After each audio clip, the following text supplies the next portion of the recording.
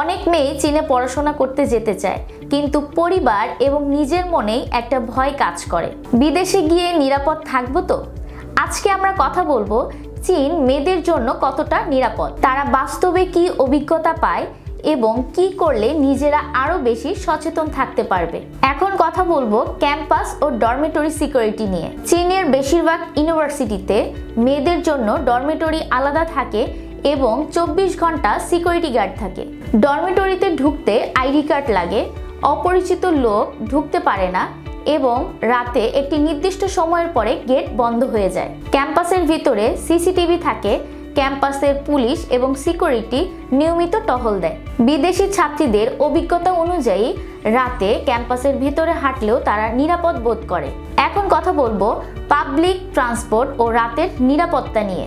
চীনের মেট্রো এবং বাস সিস্টেম খুবই নিরাপদ।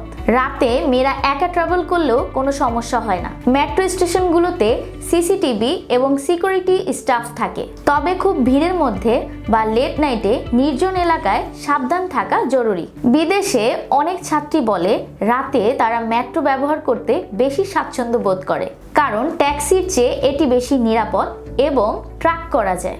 হয়রানি হলে কি করবেন এবং বাস্তব অভিজ্ঞতা। বাস্তবতা হলো চীনে হয়রানিমূলক ঘটনা তুলনামূলক কম, কিন্তু একেবারেই হয় না এমন না। কেউ অপ্রয়োজনীয়ভাবে কাছে এলে দূরে সরে যান এবং সঙ্গে সঙ্গে পুলিশকে জানান। ক্যাম্পাসে হলে সরাসরি ডরমিটরি সুপারভাইজার বা ইন্টারন্যাশনাল অফিসে রিপোর্ট করুন।